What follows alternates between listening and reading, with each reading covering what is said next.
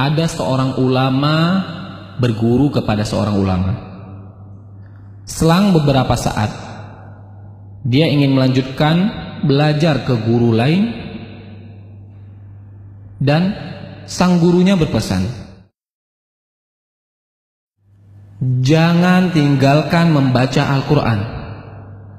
Semakin banyak baca Al-Quran, urusanmu semakin mudah.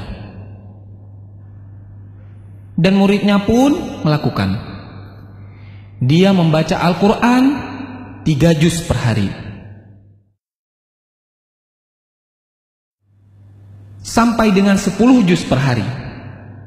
Dan urusannya pun semakin mudah. Allah yang mengurus semua urusannya. Waktu pun semakin berkah.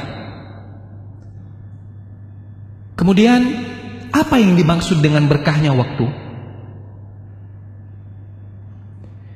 Bisa melakukan banyak hal dalam waktu sedikit, itulah berkah Al-Quran. Al-Quran membuat kita mudah mengefektifkan manajemen waktu.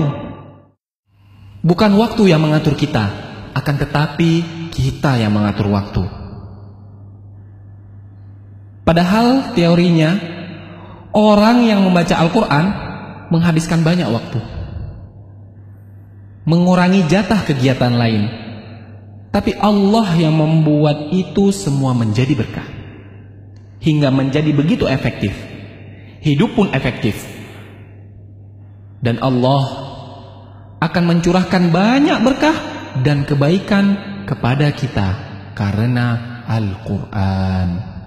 Dan Allah akan mencurahkan banyak keberkahan dan kebaikan kepada kita karena Al-Quran. Salah satu berkahnya adalah membuka pintu kebaikan dan membuka kesempatan untuk amal saleh yang berikutnya. Dan salah satu balasan bagi amal saleh yang kita lakukan adalah kesempatan untuk amal baik berikutnya. Jagalah Allah, maka Allah akan menjagamu. Dan sebaliknya, waktu yang selalu sibuk sehingga hanya habis untuk urusan dunia yang terserah, bisa jadi itu adalah tandanya ada yang salah di dalam hidup kita.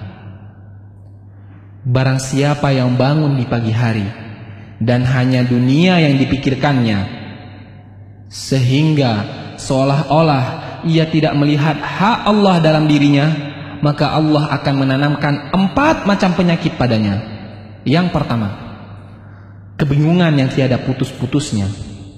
Yang kedua, kesibukan yang tidak pernah jelas akhirnya. Dan yang ketiga, kebutuhan yang tidak pernah merasa terpenuhi. Dan yang terakhir, khayalan yang tidak berujung wujudnya. Keberkahan waktu yaitu bisa melakukan banyak amal kebaikan di dalam waktu yang sangat sempit dan sangat sedikit. Selamat membaca Al-Quran dan beraktivitas dengan berkah Al-Quran.